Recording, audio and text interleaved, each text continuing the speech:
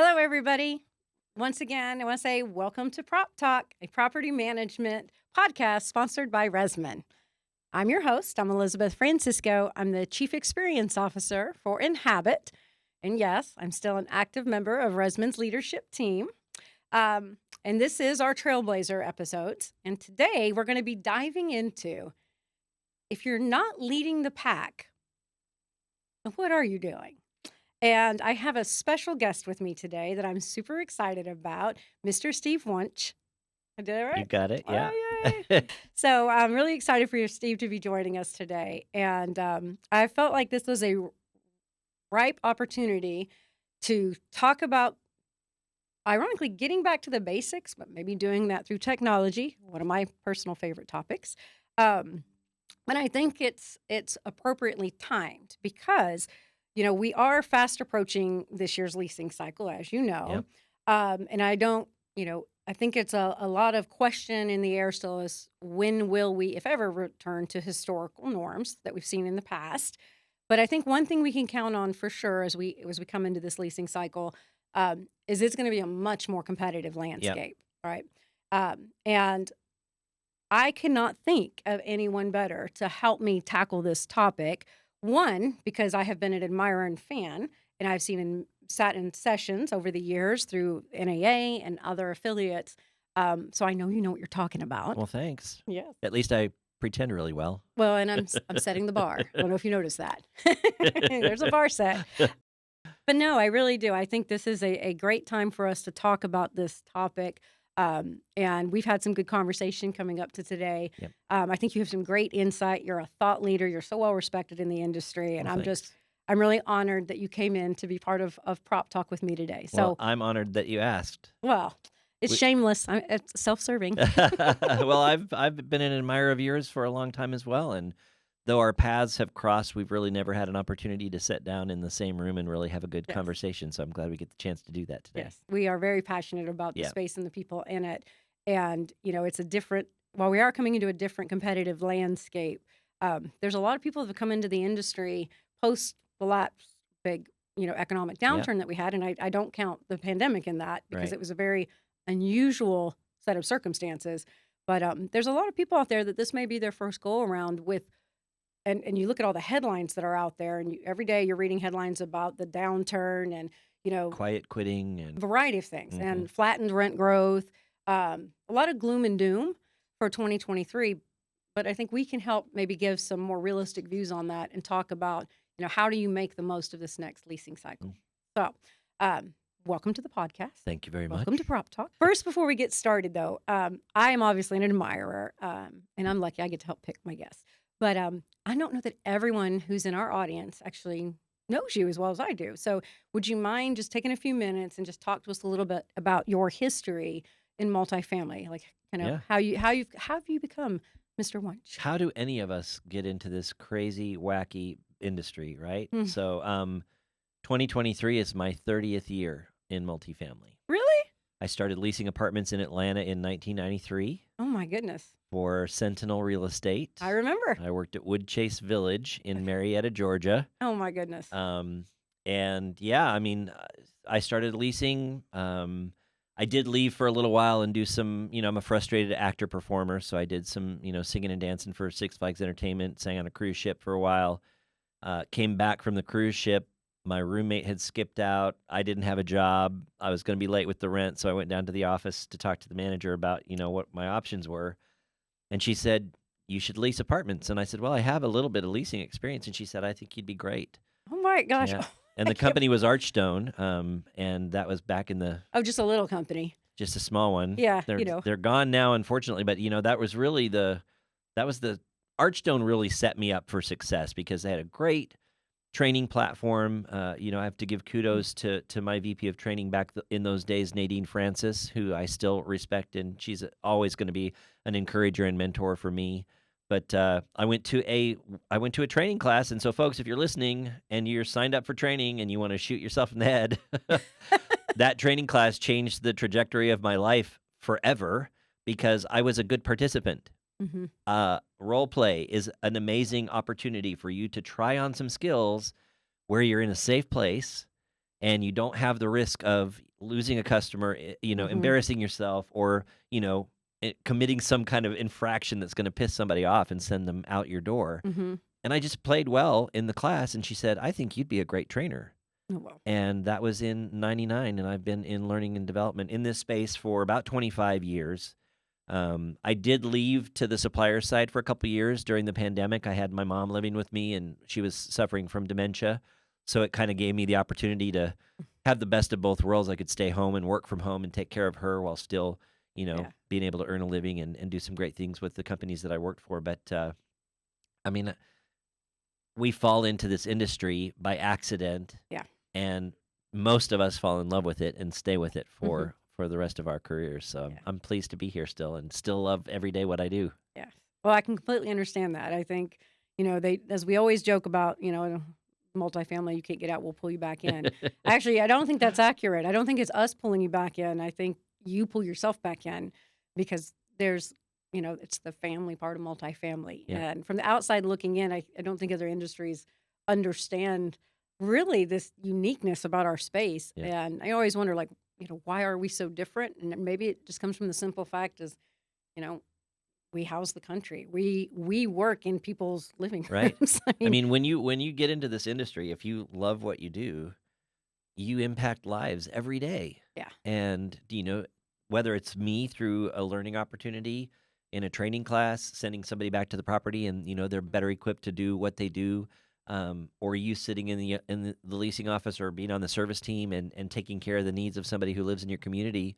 Sometimes you're the only family people have that live Mhm. at your properties, and my multifamily family has seen me through some tough times, and Yes. I wouldn't trade it for the world. Yeah. Yeah.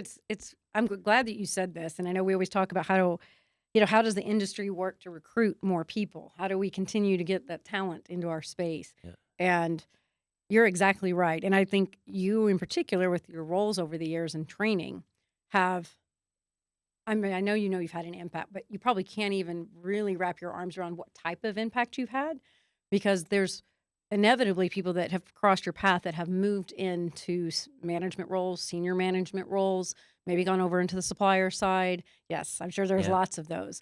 And, I can't think of another industry where if you come in with the right attitude and the right initiative and drive, that you can come in on the front lines, learn about the leasing side of the business, and basically grow into in a relatively short amount of time how to run a multi-million-dollar asset without having the burden of those student loans. Right.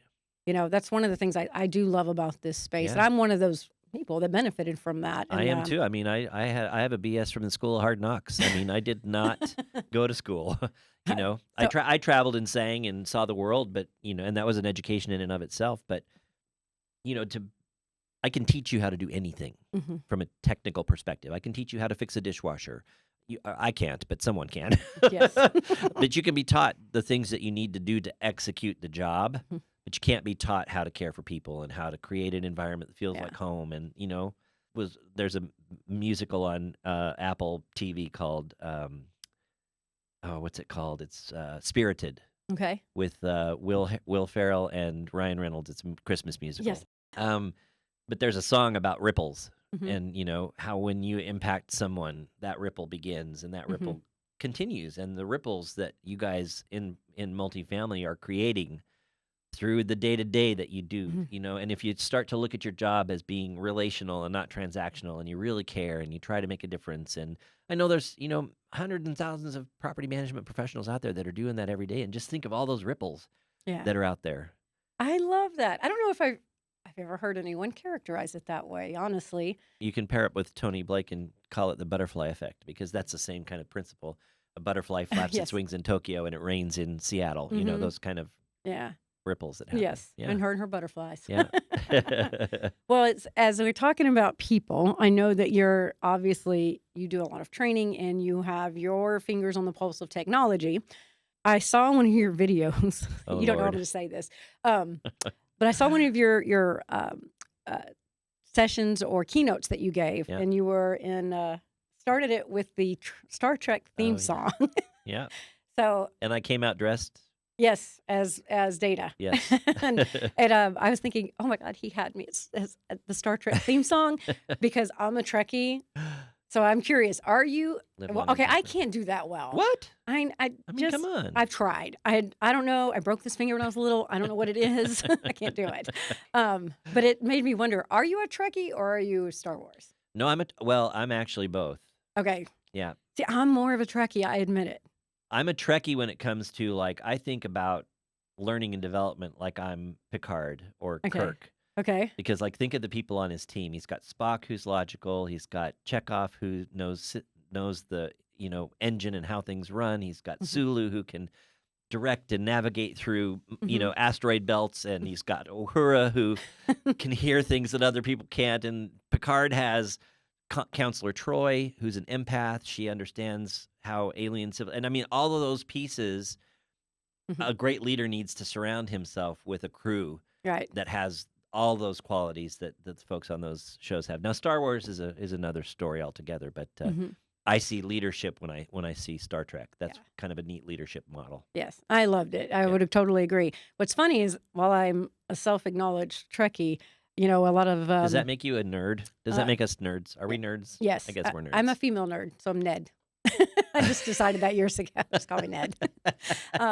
But it's interesting in our early days of the Resman story, we were very much embracing I thought of us as the rebels from Oh, yeah. Star Wars. There's a few out there actually. I know Jude from now I'm not going to remember Flamingo. Mhm. He's I've even got a T-shirt after I spoke with him at NAA that said "Welcome to the Resistance." Yes, we actually had arm patches. Yes. Darth Vader. Well, we replaced the symbol with Roy, our chameleon. Oh, cool. That's the mascot for Yeah. Resman. So we had him inside, and we actually had their exact emblem. And so we wore that because we were fighting You were our way rebels. through the competition. You exactly. sure were, yeah. Yes, we are. We still are, I think. One small against the big Yes. Death Star, right? Yep, exactly. That's funny. Well, I was thinking about this because I spent a little bit of time in my career as a trainer as well. I'm sure you know Debbie Phillips, Dr. Debbie. Oh, yeah. She was the one who helped train me in the early years. So shout out to the Quadrillion and Debbie. Whoop, whoop. Love her. And I think about how we trained back in the day. And we're not giving away exact decades here, but I'm curious about how has your view of technology changed over the years as a trainer and a learning facilitator? I think that learning through technology is something that I've always embraced because even at the earliest points in my career, there was some form or shape of an LMS, a learning management system that we were using for some online learning opportunities. I think leveraging platforms like Zoom and Google Chat or Google Meet or Microsoft Teams is a great way because part of the struggle is pulling people off site and having that property short staffed. So, you can leverage technology to let people learn where they're able to still do their work if they needed to jump off and help a customer, with an issue there, So, from a learning perspective, technology is great. I think where we run the risk of having it go awry is when we just kind of, and I've shared this thought with you, set it and forget it, kind of a thing. Inspect what you expect, which are some of the old school things that we were taught. Well, I'm glad you just gave the shout out to that. I remember hearing that phrase way early on. I think the two that really stood out to me in the early days of my career was inspect what you expect, and your piss poor planning doesn't constitute a problem on mine. I didn't use piss poor, but your lack of planning doesn't constitute an emergency for me. Oh, no, there's a specific individual from Summit who used to say that, and I learned it the hard way. Yeah. But I love that you said that because, we refer to it as old school, but is it? Well, and I was when I was at Echelon a couple years ago, Amy Robertshaw came up with the theme for our annual leadership conference, and it was the old school is the new school. So what you have to do is you have to take some of these old tried and true principles. The basics don't change.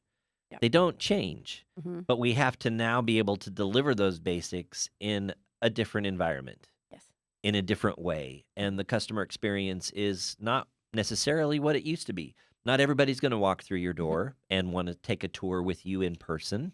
Yep. Like I leased an apartment from Denver. I had not seen it in person ever until I came to move into it when I moved to Richmond.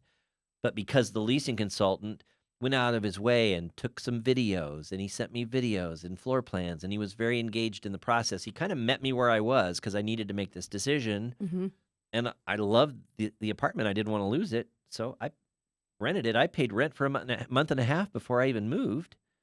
But he was doing the basics. He was following up. Mm-hmm. What questions do you have? I said, I'd really love to see a video if that's possible. I'd be happy to do that for you. Yeah. And then he didn't hang up that conversation and forget. He actually went and did it. Oh, you mean he followed through? Followed through. Followed up? Oh, yeah. Oh. Yeah. I mean, that's old school practice Mm-hmm. in a new school approach. Yes. And it won my business, and I love where I live now. So, I mean, you just have to take those basics, following up, using people's name, making people feel welcome, making them feel like you want their business. Yes. And whatever route you have to take to do that, if they're coming in your door, get your butt out of your chair and greet them. Yes. Amen. Preach. Jeez Louise, stand up. Yes. It's not hard to do. And it just, that's the first demonstration of your service level, Mm-hmm. is how you make that first impression. And I've seen some folks really execute well. And I've seen some folks, and especially through the pandemic when things changed so quickly, Mm-hmm. and offices were closed, and we didn't take appointments, and we didn't take tours because of social distancing guidelines. And I've seen so many offices, like where I used to live in Denver, where the lights are still out. Yeah. And the team is in there doing as little as possible. Mm. And and it shows. I want to come back to that. There's 2 points that you just made. So we're going to come back to talking about some more detailed about retention and net new business. But we really got into a lot of the things that made you successful early in your career. So I just want to make a note to call that out because, we have a lot of different multifamily professionals that listen to our podcast of all different stages of their career. Mm-hmm. And I think especially in the early stages, but you never should stop. But what you really pointed to was that young man's initiative, that sense of ownership, and Yeah. I think anytime you can approach whatever you're doing, whether, what stage you are in the company, if you can act as if you own it, as if it's your own checkbook, Yep. And you show the initiative and hopefully you care about your checkbook. But I think that was a great point. And it's something we shouldn't lose sight of because it really is the difference about how do you take advantage of the opportunities in this industry, which are plentiful. Yep. But what separates you from someone else. And that's really what it comes down to. Yeah. I mean, I was looking at several properties, and some of them were higher rent than Mhm. where I'm at now. Prettier, Mhm. more modern, and, stainless granite. And I didn't hear back from some of those people. Yeah. And then when I did hear back from them, it was like, oh, sorry, I've already made a decision. You're too late. Yeah. Because somebody else was ready to meet me when I Yep. needed to be met versus Yeah. don't wait till you have. Yes. Well, and you're tapping into something right here because I think more than ever, we've always been taught this about what you said. The way that you interact right off the bat is like the best you're ever going to get. So if it's crap right off the beginning Right. and there's no follow through and you don't care that I'm standing in front of you, Yep. what's that going to mean when I live here? Right. Right. I think the pandemic and being in the home for extended period, months, if not years in some markets, Yeah. right? Where they were in extended lockdowns. That is more front and center in today's renters than I think ever before. Right. Because while they don't always, I can say not all renters appreciate that, but they became dependent on it, which is different. Right. So I think you've tapped into something, Yeah. and that kind of aligns with why I wanted to have this conversation with you because, fortunate shout outs to NMHC and their team. I get to help. I've been asked to participate with them on different market updates and panels, and we've all seen what was coming, right? We had unprecedented growth and unprecedented rent growth and occupancy through 21 and through the most part of through half of 22. Renewal rates all time historically high, right? But we saw this. Nobody thought this was going to continue. I mean, anybody that's been in the industry, we know darn well that was not Yep. sustainable. Every bubble pops Yes. at some point. And there was there was losses to make up from. I think sometimes, and I've said this before, and I'll say it again in the media, we lose sight of there were a lot of unbudgeted expenses that hit property management For sure. companies and assets in 20 that, when we build out our pro formas, it's not for 1 year, it's for 3 to 5. And Right. so it's really about what does that 3 to 5 year plan really look like. And so when you have the opportunity to make rent growth and make up some of that loss, you have to. Not to mention all the costs for doing business have gone up. We know we're coming into a different set of market conditions for this leasing cycle. I know we're seeing concessions come back into the market in various regions and various markets. A lot of headlines. I just did a presentation where I had like 8 headlines of doom and gloom about the falling rent prices and what does this mean for multifamily. But when you read further and you dive into the data, the projections were, 3%, 3 to 4% rent growth. Occupancies for the year probably going to average out, what I'm seeing, 94, 95%, depending on what source you're utilizing. And it's ironic that is, setting the alarm bells, which is good. You want to always stay proactive. Right. But I think the reality is for those of us who've been around, there was a point in time where this was normal. Right. and 3-4% rent growth, we dealt with that for years. Yeah. So as we think about coming back into these market conditions and people who maybe haven't lived in that world, how does somebody really think about this leasing cycle 2023 and going into 2024? And from your perspective, I know you've got your finger on the pulse of a lot of things. You talk to a lot of people. You've done a lot of consulting, even while working with Leap and now with your new company. I'm just curious, what do you think are the biggest challenges that today's operators are facing as we come into the spring and summer months? I think I might not necessarily call it a challenge, Mhm. but I might call it maybe a faux pas. Okay. I think the biggest mistake or area of opportunity for operators is, you mentioned some of the loss that we incurred because we had expenses that we didn't plan for. We didn't budget according to, who knew this pandemic was going to hit? Who knew you were going to need 6-foot distancing signage all over your property? Right.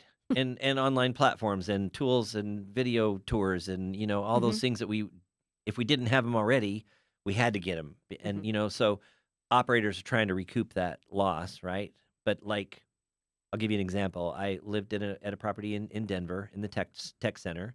High rents. $2,100, $2,200 for a 1-bedroom. Not cheap, right? All right. My downstairs neighbor, 76, on a sort of fixed income. Mhm. She worked 2 jobs in addition to her social just so she could make ends meet. Mm. She gets a renewal from the management company, and it's a $600 a month increase. And you won't believe the stress that put her through. But why put them through that angst? Yeah. Let's be, 3% rent growth in the conditions that we're moving into is going to be a good thing to see. Right. Versus they could have completely lost that customer because she could have said, forget it. There's no way. I'll move somewhere else. It's cheaper. Yeah. So I would just caution folks to err on the side of what's good for your business and also what's good for that customer experience. And the same thing when it comes to how you're treating your team, your team members. The people that make the most money are the least appreciated or valued from a compensation perspective, typically. And we've talked about that before. The service team, they keep the back door closed, and the leasing team, they're the reason that we have our jobs. Yes. And so, I just want to I think that's the biggest area of opportunity. Yeah. I call it, CX and UX, customer experience and user experience. So your customers are your renters, your tenants, your residents. They're your customer experience. Make sure that you're putting value into making their experience extraordinary, and your users, your team members. And my new company, our focus is our team members. Yes. And no, you had a word for it. We talked about this. Employee focused. We are employee focused. Yes, and that, I loved that. We have a parent organization who's investor focused, right? So their core values and their cultural framework is built around the fact that the investor is the soul of their business. But for the property management arm, our team members are the soul of our business, because we know if we pour into our team members, whether it's providing them with great benefits, great compensation, fabulous tools and technology to make their jobs easier, more efficient, to free them up to do the things that we know matter to the customer experience, customers are going to be happier. They're going to want to pay more to stay, say yes to the dress for another year. And our investors are ultimately going to reap the rewards of that, because it's like that old Richard Branson cartoon that I'm sure everyone has seen somewhere on LinkedIn or Facebook, where somebody's talking to him and says, what if we train our people and they get so good they go someplace else? Oh, yeah. And Richard Branson says, yeah, what if we don't and they stay? Yes. You know? Yep. So, I mean, there's nothing like underinvesting to build out the C team. Exactly. Right? Yeah. When they had the potential to be the A team. Yeah. I totally agree. And tying back to, inspect what you expect. C-suite, go to the field. Yes. Sit in their desk for a day or more. Yep. If you can. So you have a couple of nuggets there. Talking about the C-suite, I think there was, from what I saw, and this is a shout out to our base there at Resman, because we had such good communication with our customers. And I can tell you, I know how engaged they were. I've never seen the employees elevated to the level they were as what I saw in 20. Yeah, I would agree completely. But I also know we have businesses to run. You mentioned those investors, that key stakeholder. There's a lot of pressure. We have supply. I mean, there's a lot of we both know, we're doing this for years. There's a lot more that goes into running a property and making that balance sheet work out. Right. And so, I think now as we come back into this year and market conditions that might seem scary to some, getting back out with your teams, talking to them, keeping that communication up, reimagining it, because while this is not the conditions of the pandemic, it is still a new and potentially foreign market condition to a lot of your team. And so lead through that. I think that's a great nugget right there. Well, and that's the whole set it, forget it, regret it mentality. You can put things in place and you can say it'll take care of itself. And if you do that, you run the risk of it not doing what you think it's going to do. So I mean, I've always been a big proponent of management by walking around. Yes.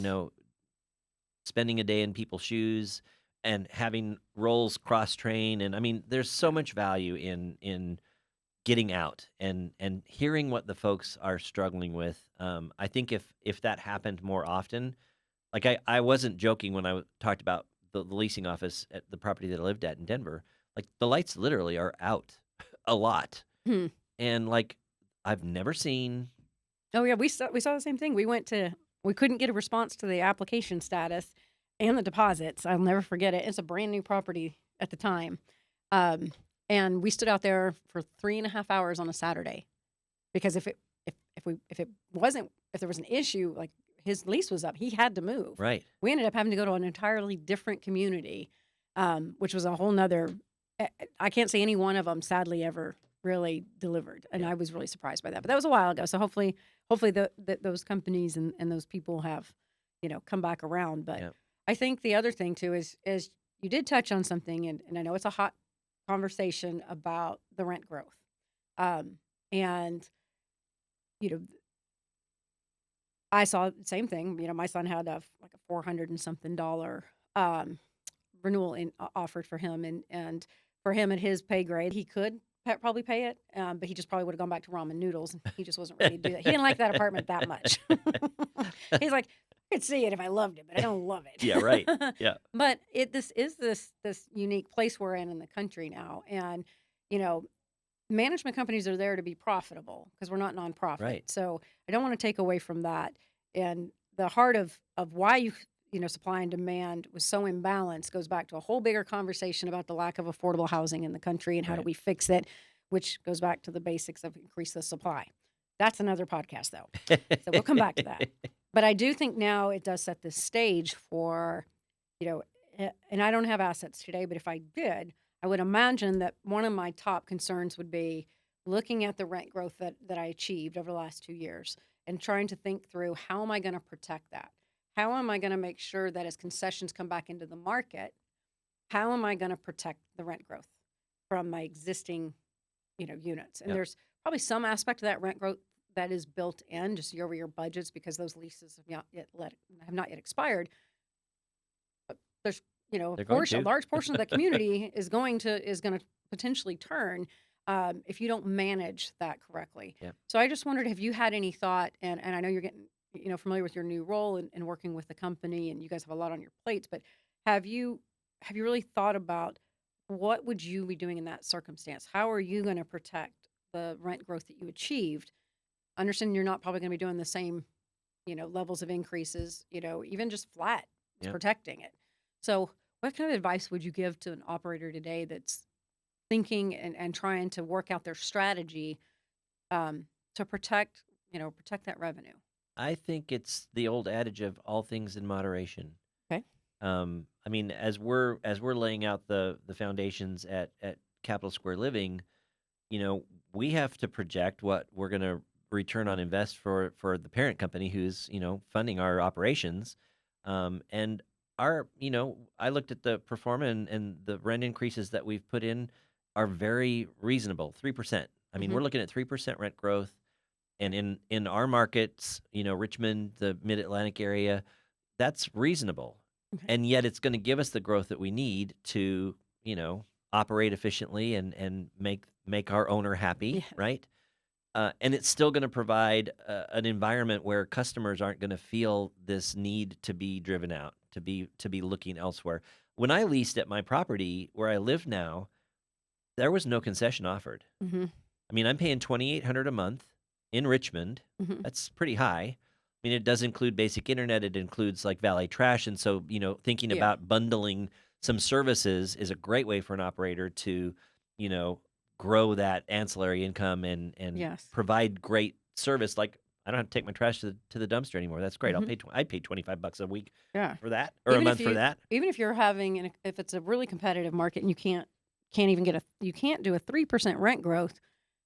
You're right. If you can bundle on those services, you still may have a 3% effective Yep. effective gross income growth. And then, thinking about like, and I don't need to tell operators about, turnkey costs and, Yeah. everything you do on the Which front is end. I haven't seen a survey in a while, but whatever data they're using, I can tell you is outdated. Every time I see an amount for the cost to It turn a doesn't unit. cost $700 to turn a unit anymore. No, I don't think it cost $3,500 either. I think that was the last survey. When I tried to research it, I think that was like one of the last numbers I saw. Yeah. I'm like, nah, that does not account for what's happened over the last 24 months. Yeah. With the cost of turning the units. So again, it's taking, a moderate approach and then, leveraging things like some of those ancillary services or like if you've got a preventative maintenance program in place, don't just come in and change the filters. While you're there, look around, see what else you can do while you're there. Let your customer know, hey, while we were here, we saw that I've got 20-foot ceilings. I can't change my light bulbs. I have to call somebody. Yeah. Hey, we saw you had 2 light bulbs out, so we went ahead and changed them for you. I mean, anything you can do to elevate your basic level of service. Yes. And So if it takes a tech a little longer to get a work order done, but while they've been in there, they've proactively identified issues. Yep. And, what a surprise for a customer to come home and find that more was taken care of than just what was expected. Yes. And everybody wants to know what you've done for me lately, and this is a great way for you to remind them, right? And again, I rented with no concession. Yes. Well, so let's talk about that. Since I'm positive you have developed several different training sessions over the years because I've seen them. So let's talk about the frontline team members and how would you guide or think about preparing them for these tough conversations? Because if I think back and it's been a while, but back in my day, I don't recall getting any training on having the tough conversation. So when, market goes up and goes down, we had different periods of concessions coming in and coming back out. And then, proving up that value, to someone who's never had that conversation or coming out of the last 2 years, honestly, didn't have to have that conversation because you couldn't move anywhere and find any cheaper rent. So people were in that position of, but I had to stay here. It's still cheaper than going down the street. And then I incur all those moving costs. So how does somebody that is in front of a resident that is looking at their renewal that is looking around and may find a cheaper rent to a concession at another property that's a net new lease. Yep. How do you combat that? Well, so you have to be prepared. Okay. You have to know and you have to be prepared more than just market survey. I know how much their application fee is. I know how much their deposits are. Their pet fees are higher than ours. More than that, like know Okay. that customer's experience with your community. How long have they lived there? What kind of experience have they had? Mhm. And leverage that. I am everything about me is a relationship based approach to everything. Okay. So having relationships with your customers means more than just answering the phone and answering a question. It means having a vested interest in their experience. I use the term get personal before you get to business. Mm-hmm. So that when someone walks in the door, you're not just, so are you here to look for an apartment? What size are you looking for? It's like, so what brings you to the area? Yeah. A new job? Oh, congratulations. Who do you work for? I mean, it's that easy to up the level of our vested interest in the relationship with the customer. And home is personal. It's a Mhm. personal decision. Yeah. And so the more focus you can put on that relational, like I always talk about, it's to us, it's a transaction. Mm-hmm. To them, it's home. Yes. And like, my friend Yvette at Leap, she talks about a time where she was at the property. It was time for her to go home, and someone comes in and wants a package. And she's like, all right, let me go look. And she finds the package and she brings it back to the woman. The woman says to her, for you, this is your job, and you get to go home at 5. But this is where I live. Mm-hmm. And this package is important to me. You know why? Because it's got medication in it for my son. Wow. And so I just want you to think about that. And Yvette reminds herself of that. Shout out Yvette Evans. Love you, Yes. babe. She reminds herself of that all the time because it's easy for us to forget that it's not just a job for them. Yes. When we used to do our new hire trainings and our leasing rallies, Oh. one of the things we always talk about is like it doesn't get any more personal than someone's home Right. and their apartment. I think you probably are exactly right on.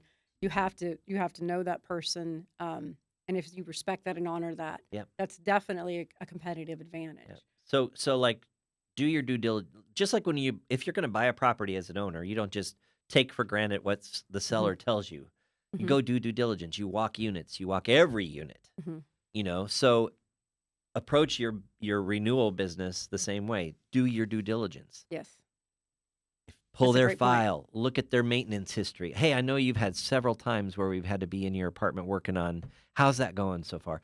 Don't just, I always, employee reviews happen mid-year, end of year, sometimes just end of year. Mm-hmm.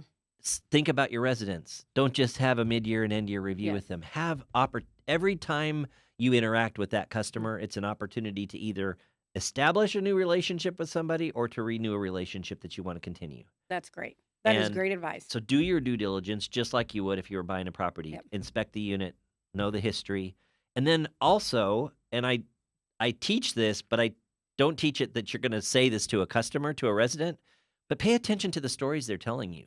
Mm-hmm. Because when you see 7 or 8 Amazon packages every week or month for a resident who comes in and says, I can't afford $150 more a month, Mm-hmm. or they have a cup of a venti Starbucks in their hand Mm-hmm. every time you see them. Well, a venti latte's $6. Mm-hmm. So your lifestyle is telling me one thing, Yes. and your mouth is telling me something else. Yes. And so you have to enter those conversations with confidence because you've got a revenue management team, more than likely, or at least some kind of revenue strategy where we've determined for your market at this point in time, these rates are competitive. So you should trust that data, trust that pricing. Walk it, do your due diligence, know where they're at with their experience, Yes. know what their lifestyle has been telling you, and walk into that conversation with confidence. That's great advice. I would say the thing I probably would add to that is also think about, a lot of times, well, depending on the asset class, but a lot of people are professionals in these Yeah. properties. For the most part, everyone has a job. There's a objective, a financial goal for wherever they work, and they play a part in that. And I think sometimes we underestimate the ability to have a realistic conversation. because yes, we can get overly competitive and devalue Mhm. our teams, our support, the way we maintain the units, because there's a point where you can concess yourself right out of having the money you need to Exactly. run the asset. And you're right. We'll have to think about massaging that. But I know in my past, I have used that. I've had those conversations about, we're here just trying to take care of the asset. We have obligations, financial obligations, Yep. but there's a lot of cost that goes into running this, and we believe in the value and the service we provide, and that's not a dollar amount in your rent, but it's included. Right. So, I just love. Can you tell? I'm like once an operator, always an operator. I can't help it. But I love to talk this way. Yeah. And I was thinking, I want to talk about. Well, let's go ahead and let's dive into net new leasing. Sure. Because we talked about a little bit about retaining Gotcha. residents. How do you have that conversation, getting your mind right? Um, let's talk about what is changing out there in net new leasing, because we're going to have more availability Yep. than we've had in Yep. the last couple of years. Um, so how would you characterize, like, what are people out there doing right, and what are you still seeing that people are maybe doing wrong in the leasing environment to navigate this new market or New reemerging normal. new normal, Yep. right? My- Or the good old market conditions some of us have seen before. Yeah, well, I mean, we've lived through this, and those of us that have been in the business longer than me have lived through it several different times. I'm right behind you, I like know. literally a year. I think Like, I've seen from companies who you know, are leveraging technology for more than it was designed to do. okay, So, like for example, can I say the name of a particular vendor? sure, So, Reallink, okay, it's a great resource okay, for video. Period. hmm, It's not just for tours of apartments. yes, Okay, so I've seen companies leveraging that resource to do video tours. Yes, hmm, put graphics and put them to music and all kinds of cool stuff. But then I've also seen companies using it for move-in orientation videos. A guy in Ohio took a video. I mean, this property's right downtown. There's one-way streets all the way. I mean, you know how downtowns are not easy to yes, navigate. He's using this Reallink platform to say, here's where your uh, loading dock is. So you see where the stadium is across the street here? Just right on the east side is where your loading dock is. Let me take you inside the loading dock and show you. Here's where your freight elevator is. And look, we've got all these Bellman cart here. It's going to make your move a lot easier. hmm, So they're taking tools that were designed for one purpose, yeah, or that's at least where they originated from, and now they're leveraging those tools to do a myriad of yeah, things. Even customer follow-up videos after a work order's been done. Instead of just a paper in your apartment or a paper with maybe a mint, like hmm, the old school. Remember the old yes, school? yes, We value you more than the money, all the money in the mint, yes, right?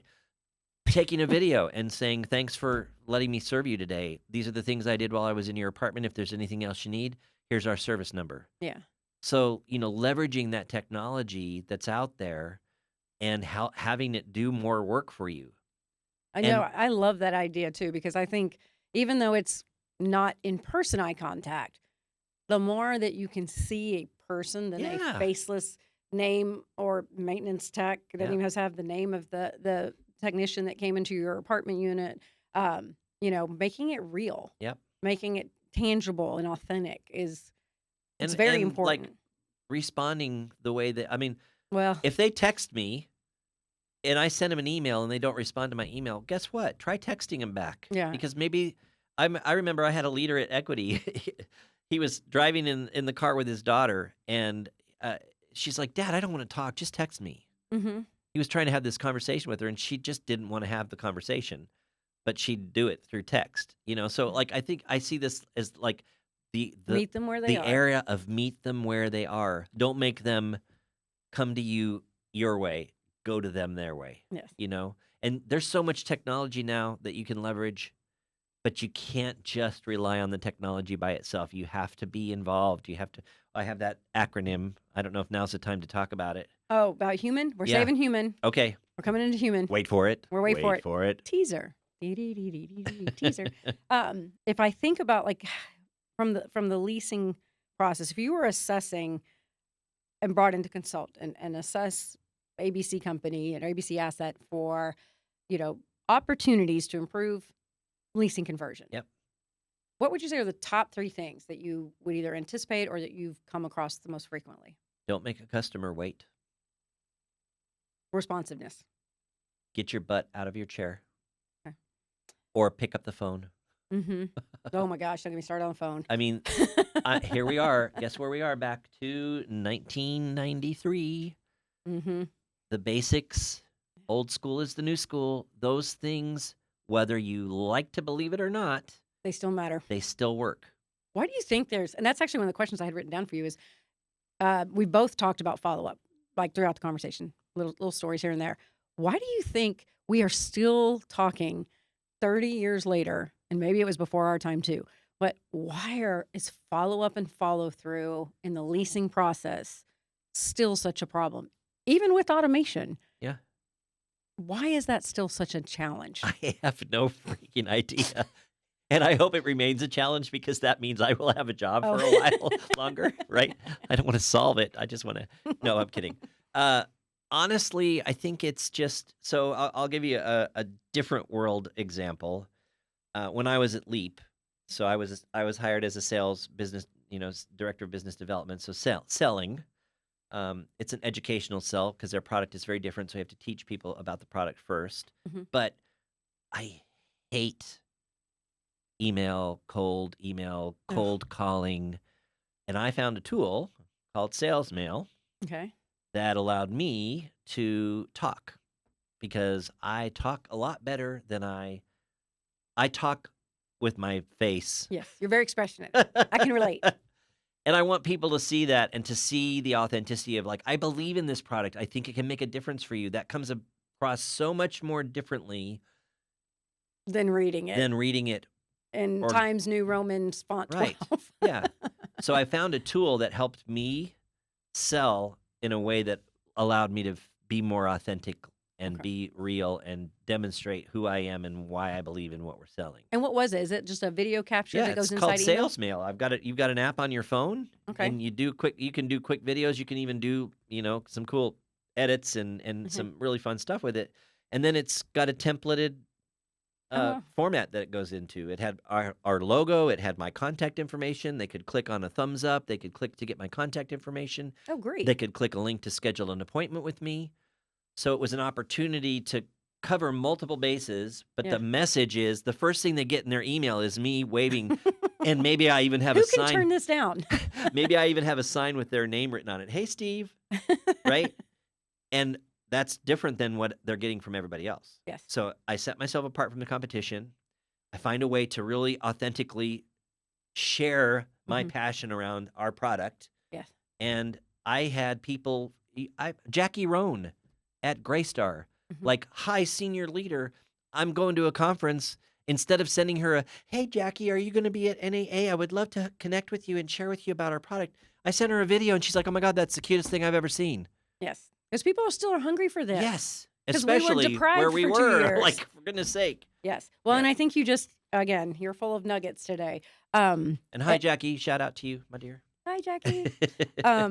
I think that the nugget there is, as we come back into a competitive landscape, and you're setting your leasing expectations, your conversion expectations, and I love technology, and technology is a key piece to this formula.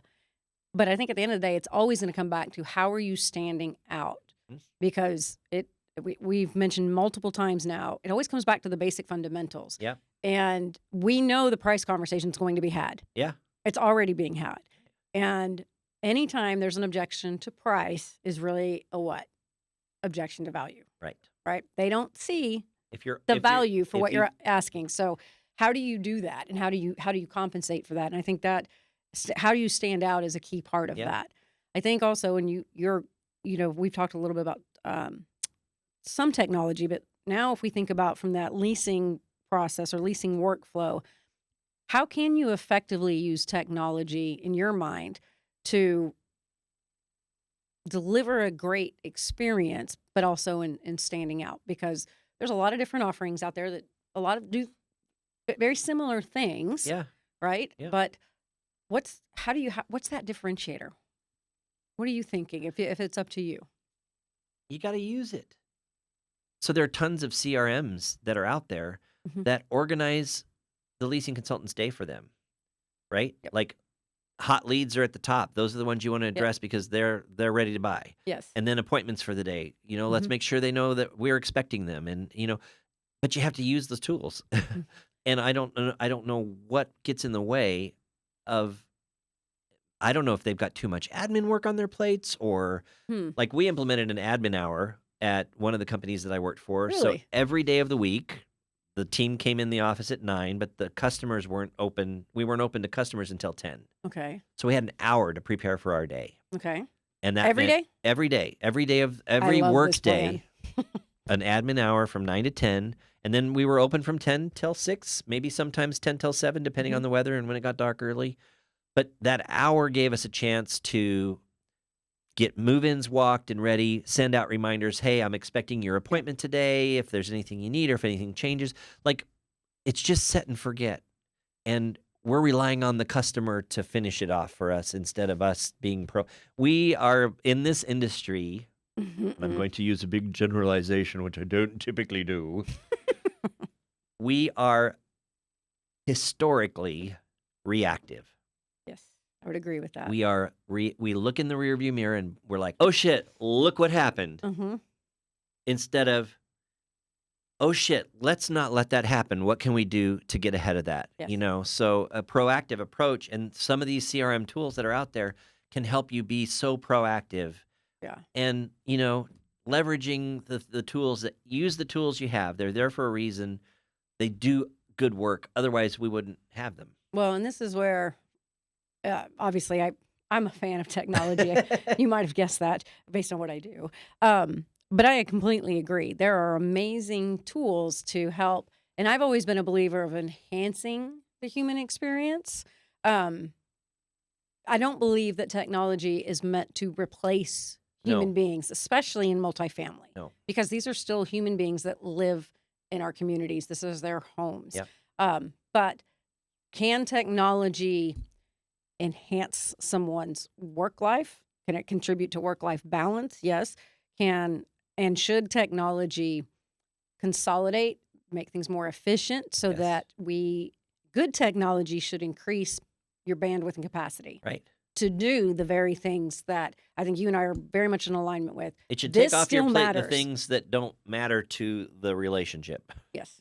Right. So Like you can have FaceTime is really Yes. important. Yeah. But if you're tied to an overly burdensome administrative workflow, that's a problem. Yeah. Or like I think you talked about this, and I've experienced this too when we were trying to help Grant get an apartment. The set it and forget it. Right. The CRMs, the templates, the automated God, notifications. templated emails, please stop the madness. Well, let's talk about that. That's a set it and it's a template. So I'm sending out the so I use the term be committed, not just compliant. Oh. Don't just check the box. I use the template. I did my follow-up. Mhm. Be committed to the relationship that you want. Yes. You want that customer to say yes. You want them to buy from you. Yeah. Don't just use a template. So I think in training, I like where you're going with this. I think maybe there's an opportunity for trainers across the industry as they're working with their frontline teams to stop looking at the CRM tools, the notifications, whatever tools you're using out there as the properties tools. Like it's something that somebody at corporate signed us up for the property. Right. Instead, you should be looking at it as an extension of your brand. Yes. Your personal brand. Your personal brand and your work environment. Somebody a long time ago taught me to start thinking of being the CEO of my own career. Yeah. And I use that a lot, but it's true. Yeah. It's like, or unit presidency concept was around, with Summit. That's actually where I think it started for me. But it's true. Like, what do I have at my disposal to be the best I can be? And Right. if that's the case, then you challenge, you look for opportunities to personalize Yeah. and you'll win more and you'll convert more when you do that. Yep. I like that. I think. How you doing? So I think, we talked about the set it and forget it in the leasing workflow. Answering the phone, we talked about that. That was one of my questions I had for you. I was curious to get your thoughts on the concept of contact centers. I'll admit it, back in my time, I was more apprehensive about the idea of a contact center because I always felt like, oh, my people can do it so much better. And nobody at a contact center is ever going to take care of my customers the way my team's going to. But then in reality, your team's not answering the phone to begin with. And I hate to be so blunt. Let's just get real for a moment. But no, in all seriousness, I experience this. I know this is a problem. It's still a problem. Yeah. So, what is your thoughts on that? It's a problem because the administrative burden on the sales team takes them away from the telephone. Mm-hmm. And a contact center is I was like nails on a chalkboard when I first heard of virtual tours. Mm-hmm. I thought, oh God, no. But you have to be involved. Yes. Yes. If the contact center isn't working for you, are you just going to settle for mediocrity, or are you going to give them some feedback and say, this is what I need from you and your team, and if you can't give it to me, then I'm going to find somebody who can. Yes. And maybe spend a little bit more to get the quality that you want your residents and your customers to experience, and don't settle for mediocrity. Yes. And that's on multiple levels. I'm not just talking about call centers. Yeah, it's across the board. Yeah. I mean, there are some call centers that do it really, really well. And there are those that don't. Mm-hmm. And we know who they are. And, don't settle. Again, it's that set it and forget it. Well, we've got a call center. Yeah. Or we've got a chat bot now, so we don't need a call center. Right. Because the chat bot's going to basically replace the call center. And I think I always want to talk about this because I've changed my mind on this particular subject because I used to be pretty hard line in the sand. I'll admit it. Which side did you fall on? Never used a contact center back in the day. Oh no, we're so much better. But the reality was when I really started utilizing the data and understood how many calls went unanswered, that, understanding the goal was to get the contact information to, the ones I didn't answer, at least with my contact center. And I can't say this, I never got to have the benefit of using it, but I have customers that use it now because we've had this debate. I mean, I'm curious because if I was an operator today, I want to know what it's like. Yeah. And I think that's really the understanding now is I don't know that a contact center necessarily is always going to sell like your team can, but it's not about that because if your team's available to sell, they will pick up the phone and should pick up the phone and sell. Yep. It's for the times that they can't so that you don't miss a touch point with an actual prospect that you could convert first thing the next morning. Who's calling you at 11:30 at night? Yes. When there's nobody there. Right. That's what a call center is for. Yes. Yep. And so I think it's also having realistic expectations. But I love what you said, too, about you said it and forget about it. Where's your opportunity to provide feedback? Yep. Because there's a lesson there, too. Your suppliers are only as good as the relationship you have with them. Yep. And I think that's true in all cases. Yep. Even in, like, true core platforms like what we do. Yeah. And I'll throw it back to my old Archstone days. I mean, this was 99. So talk about innovation, right? Mm-hmm. That was one of their core values.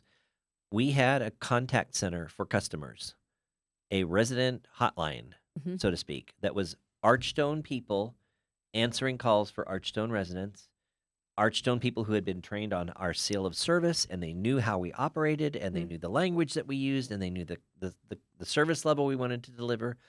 And then on the leasing side, we actually had someone in our office who answered a toll-free number that was like a locator or, Atlanta Apartments, 1-800, whatever it was. Yeah. She was an Archstone person who answered calls, leasing calls for lease-ups, particularly for lease-ups in the Atlanta market. But like, you mean they centralized their leasing? They centralized their leasing in 1999. I got that. And so I think that's the other point. The, this is an opportunity as people are as we're looking at, the potentially 3% rent growth. The next thing when you're not growing revenue, you look to expenses. Right.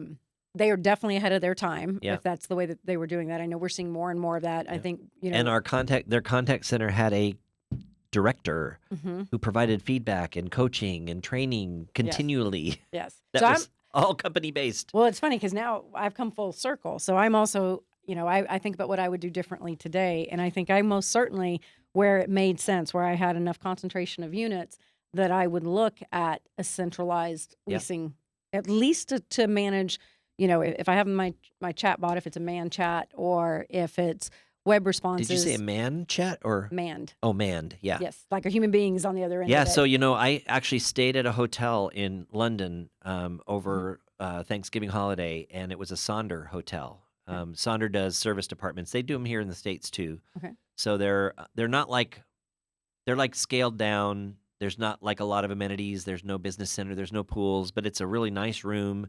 And there are 2 people manning the chat bot at all hours. Yeah. Like literally, I would chat them. So it's 5-hour time difference, right? Mm-hmm. And I would chat them a question like, "Is there a hairdryer in the room? Because I'm packing to leave for my trip. Do I need to bring my hairdryer?" Literally within minutes, I would get a chat that said, "Yes, the room has a hairdryer in it." And I'm like, "Are you at the hotel or are you like centralized?" And she's like, "No, I'm at the hotel."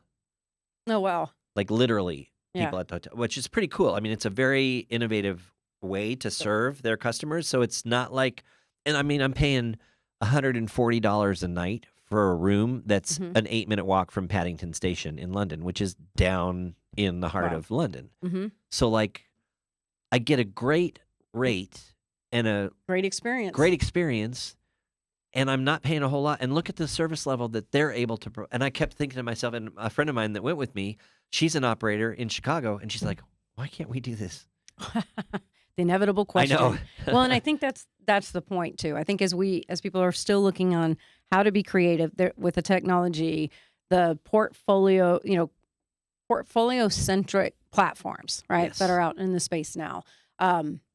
There is a real opportunity to basically increase your conversions, increase the number of touches you can have out there in the market. Because if you're right, in this day and age, I struggle with people still having that much of an administrative burden, but I know it happens. I'm just going to say I don't think they're on my platform. Just going to say that. No, we're not supposed to plug, but that's the whole point of it, is that you need people to be free to do the things that really matter. Yeah. And they weren't people in another country. Yes. Like, I know it's easy to offsource and to outsource things to offshore groups, and it's a lot less expensive per transaction to have somebody in, the field. And no disrespect to any of those folks that are in those positions, because there are opportunities to leverage what they can bring to the experience. Yes. But again, you can't rely on just setting it and forgetting it. Yep, you have to, and it's great that you said that, because we do have some great talent on our support side in the Philippines. Shout out to that team. I join their I join their stand up as often as I can, which is normally like at least once a month. They are. It goes back to inspect what you expect, and they are the most professional and deliver an excellent level of service. And they just happen to be in the Philippines, but everybody. You also happen to be involved. Well, and to be honest, not everyone that we have contracted has been at that level. And so it's really staying in tune to make sure that we have a team, and they are part of our team. We very much view our team that way. But having them engaged, but you're right. You cannot just take it for granted, because it is about the experience. And if I'm frustrated because there is a language barrier, or even in our past where we did have some challenges, when they did have to communicate, via email, the language barrier there would make a very a dissatisfying experience for our customers or potential prospects, whatever it was. So I very much believe in what you're saying about you have to stay engaged. But I think this concept of centralized leasing, right? We come back around to that. I think there's that what you really focused on about the administrative burden, when you can have a team that is solely there to answer the phones, man the chat, respond to prospects, and has the company values, is very powerful. Yep. And I believe we're going to see more and more of this model develop across the country, even though for some, it's going to be an upfront investment. Yeah. And you also have to make sure you have the right technology to support them. Right. The infrastructure has to be there so that they can have a good employee experience, so that they can do their job to the best of their ability. But at the end of the day, you still may have those after hours. I mean, if you want to staff it 24/7, you go for it. Yeah. But I'm not sure that makes sense at the end of the day. No, it doesn't. And I don't think customers have that that level of expectation. But still, And I'm a fan now. Like I said, I've been converted, so we've used chatbots. Yeah. Even for our company, we have a great chatbot product. But I think, like with all things, it's about how do you bring it together. It's Yeah. not one or the other in my mind. Right. It's a combination. Yeah. Because Of chatbots are limited. I mean, like, guess what the first thing I do when I get on with the chatbot? Are you a chatbot? No. No, that's You know what I type? Agent. oh, okay. Oh, I'm sorry. I don't understand your question. Agent. Can you repeat that one more time for me? I'm still learning. Agent. Let me connect you with someone who can help you better. Okay. And then I get a person. Yep. You know? Yep. So again, it's that human Yeah. piece. And so there's a little pain in the butts like us that do that because I do my versions like, are you a chatbot? Yeah, we do. So, But again, you know, I mean, there's a lot of value to what they can. I mean, you can Yeah. only get so far with a chatbot, and you need to be aware of that. mhm. So leasing teams, if you're listening, remember the chatbot can only do to this point. And at that point, somebody has to pick up the ball and run with it. And you're enhancing the human experience because as a prospect, there's a certain amount that I don't need to talk to you Right. yet to understand about the property, the I availability. can do my due diligence units. and get to the point where I'm ready to almost say yes before I've even Yes, interacted exactly. with that person. And that's the point. Yeah. And so, but you're right. You'll only get out of it what you put into Right. it. So, Right. two last things for you. One is I did want to talk. I put you off for a moment about this concept and your acronym for being human and Yeah. how that's incorporated into everything that you do. So I didn't want to steal your thunder on that at all. So I wanted to give you an opportunity to talk about this concept and your acronym and what it means to you. So it's this whole technology, set it, forget it, regret it, Mhm. right? That's my keynote. Typically dressed as Data from Star Trek. And, you know, I talk about a lot of the things that we've talked about today, you know, CRM platforms that are out there, video touring technologies that are out there. But Mhm. there's always going to be a need for someone to either manage the expectation, Mhm. inspect the work, or to do something human in the process. And in the keynote, there's a really cool video that Google has about the Google Hub, Oh, yes. and it's about Google Translate, Yep. right? And I've used Google Translate since like early 2000s when it first came out, because I had people in Atlanta coming into my property that were speaking Korean and Dutch and Russian, and I couldn't speak, so I was trying to leveraging, you know, that technology then. The Google Hub has There's come that initiative again. the Google Hub has come a long way. Well, in this video, a guy walks up to the front desk of a hotel and he says in Spanish, "Hey, could you help me? I'm trying to find some place for lunch on my way to the airport." hmm And the lady behind the front desk says, "Oh, I'm sorry, I don't speak Spanish. But Google can help us." Okay. And instead of her just saying, "Talk to the machine," hmm she says, "Google, translate in Spanish for me." And Google kicks in, Yeah. and she says, "How can I help you today?" And Google says back, "How can I help you today?" And he talks to her instead of to the machine. And the machine then responds. And she's like, "Oh, there's a great pizza place right on the corner, and you can catch the train to the airport right from there." And then she even says, "We hope you enjoyed your stay. Have a great day. We look forward to seeing you again." So again, it's like the machine could have done it. Like Yeah. she could you just talk to the machine. It'll take care of you. And I've got this administrative shit that I've got to get to, right? Yeah. But instead, she's leveraging that technology Mhm. as an extension of herself. Yep. And it's making up for the difference because she doesn't speak Spanish, but she's not leaving the relationship behind, Yes. if that makes sense. No, it makes perfect sense. And he's having a great experience as a result. And he's going to go home and be like, 4 stars, 5 stars. Yes.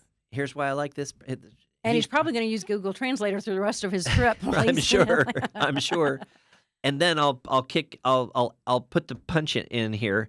I dress like Data from Star Trek, because Data, if you're a Trekkie, live long and prosper. Data is the most advanced form of artificial intelligence in the universe. Right. And all he wants is to be human. hmm If he's got an episode that's built around him, it's about him learning how to feel emotion. It's about him hurting or feeling pain or loss or whatever human he can find. He wants that. That's all he wants, is to be human. So I just use that as kind of the kicker in that technology keynote to say, you got all this technology and it's great, but at the end of the day, don't forget your opportunity to be human, be helpful, be understanding, be mindful of where your customer's at, what their needs are, maybe what's going on in their lives. Yeah. Be attentive to their needs. So H, helpful, U, understanding, M, mindful, A, attentive, and N, involved. Yeah, that last one was a stretch, but I follow you there. You got to be involved Yes. in the process. And again, it's just that whole analogy around don't just set it. You'll regret it. It's a great lesson, and I loved your keynote, and you can see it on stevewunch.com. Yep. Because I just felt like it was so timely right now. Yep. And it's I don't know, I've wondered how we've gone from so much focus on the human beings and experience through the start of the pandemic, but I can feel it and I see it and around me. I see it when my own experiences out in retail or, even in the restaurant space, Right. where they're compensating for the labor shortages with the with kiosks and QR codes, and you can order from your table. and the POS is at your table. Yeah. And that's just, it does take away from the experience. So, Yeah.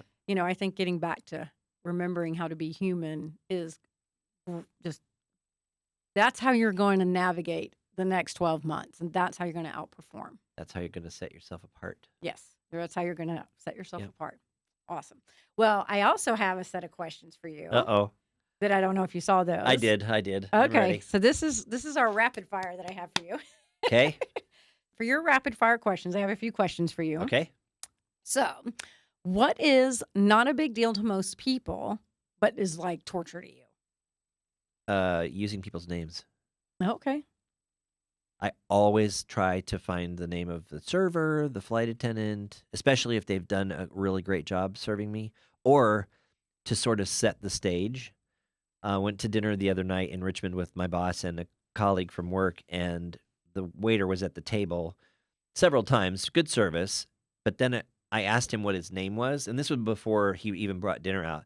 I asked him what his name was, and he said, "My name's Matthew," and his countenance, everything changed. Mm-hmm. And I think we missed. That's something I think that's not a big deal to some folks, but it's a pretty big deal to me. I think that is a great thing, and you might have noticed I might agree with that at lunch today. Yeah. All right. So your second question is, what item is worth spending more money on to you? Like, what's your guilty pleasure there? Travel. Oh, that's a good one. I would rather. I think that's kind of broad, but that's still a good one. I would rather have a passport full of stamps than a house full of stuff. Oh, that's a good. I like that. Because the world is amazing, and there's so much to see and so many different things to experience, and that's spend money on travel. And it doesn't necessarily have to be international. Just see the world. Don't stay in your. Yes, and do it while you're young. Yes, you can have much because schlepping luggage when you're older from the train station to the hotel is not quite as fun as it used to be. Yes, I agree. I wish I had heard that advice from you 30 years ago because I would have done more of it. What is one thing that people often get wrong about you? That I'm straight.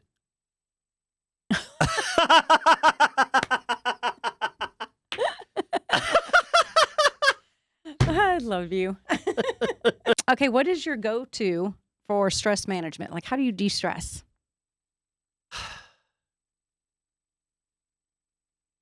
I don't really know. Hmm. Like, I try not to get too stressed. Like, when is there a training emergency? Mm-hmm. is that? I mean, is that the? You really don't get stressed very often. You need to share then. I try not to. I mean, Is it I know is it an internal dialogue that's just ongoing? Probably, yeah. I would think. I just don't. I don't let's. Like, I'm like, what's the big deal? I try not to make a big deal around stuff. No. What's the best advice you ever got? The best advice I ever got was from Julia Mast, who was my short-term boss at Equity Residential. She's got a deep, deep background in organizational development and cultural transformation of companies. And we went to a leadership conference. We were supporting the North. I was in the Southeast region, Okay. and we were supporting the Northeast region at this leadership retreat. And we had this activity where we, learned about something from the speaker, and then we talked about it at our table. And then they said, we want to hear from the tables what your conversations were. Well, I was the first one that raised my hand. Mm-hmm. And I shared, and it was great, and there was nothing wrong with it. And then when we got done with it, she says, hey, I want to give you some feedback. She said, I don't want to see you do that again. Okay. And I was like, oh, shit, new boss. This is not good. And she's like, because I don't want everybody to just think of you as that, Steve. Okay. You're energetic. You're a performer. You can speak well in front of the group.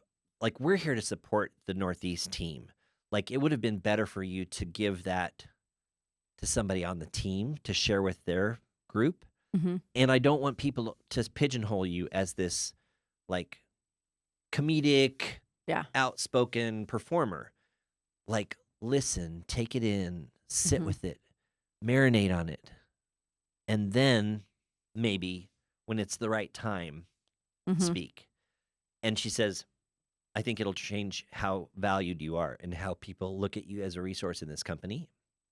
And it completely 100% did. And I could have gone back, event plus reaction equals outcome.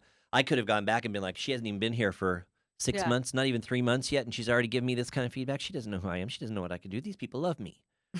I could have been that way, but I said, okay, let me assume good intent. Mm-hmm. The only reason she would have told me that is because she wants me to be the best me I can be. Yeah. And I changed my approach. And people began to see me in a different way. Yeah. And value me in a different way. And it changed how I became a consultant instead of a trainer. Yeah. That's great. Yeah. That is a great story. Yeah. Wow. I hope she sees this. I'll send you the link, Julia. She's amazing. Well, I have to say, so I do a lot of these. And I'm just honored. I love talking shop, and it helps take me back to some of the best moments in my career. So thank you for letting me come down that journey with you. That rabbit hole. Yeah. I'm trying to think who am I in that scenario? But no, seriously, this is long overdue. I truly respect you so much. And I think I know what you just said about the best advice, because positivity is a choice. And some people, I don't think people sometimes understand that it's not the easy choice. It's the harder choice. Sure it is. And it's a shame that in a lot of circumstances, people that have our type of personalities and our positivity sometimes takes away from our credibility. Yeah. But again, sometimes as the communicator, and if you want to be heard, you really have to understand how you need to communicate. So I share that lesson with you of learning and trying to be an active listener, which is still hard for me to this very day. I'm not gonna lie, it's hard. But assuming good intent, and I think those two things were just great advice. And if there's one thing for the audience to take, no matter what your role is in the company, is to do those things, to assume the good intent. When the team and people around you believe and you're earnest in wanting to see them succeed, your needs will be met, and the business's needs will be met. And then hopefully you won't have as many calls with your investors, which was always my goal. One other thing came to mind while you were talking, advice my mom gave me once. The Lord gave you one of these. Oh, yeah. And two of these for a reason. And I'm not talking about headphones. I'm talking about your ears. I know. So listen twice as much as you talk, right? Wow. Well, I hope you enjoyed your time today. I did. It was so great. Yeah. I really enjoyed it. So we don't have to make this a one and done. I'm just saying. I would love that. We can do some more. We can do a whole series. Well, I hear you. What I hear you saying is you're open to joining me for potentially a live one at NAA. I would love to. Yeah, I think we're going to do something like that. So I would love to have you come by, and we'll share some more of your great knowledge, and you can share how you're adjusting in real time to these changing market conditions. And I'll be an operator because Capital Square Living will be in full swing by that point in time. Yes. Well, they're very lucky to have you. You are an asset to any company you're a part of, my friend. Thank you very much. Thank you. So, well, guys, hope everybody enjoyed the conversation, the multiple conversations. We have some great nuggets that we took away, and hope you guys will put it to good use. So we hope you enjoyed it, and you'll join us again next time. Make sure you subscribe to PropTalk on Apple Podcast or Spotify or wherever you get your podcasts to learn more about Resman's property management platform and to get more insight on the multifamily ecosystem. Check out myresman.com. Thanks for joining us. Thanks for joining us, Steve. Thank you. Bye, guys.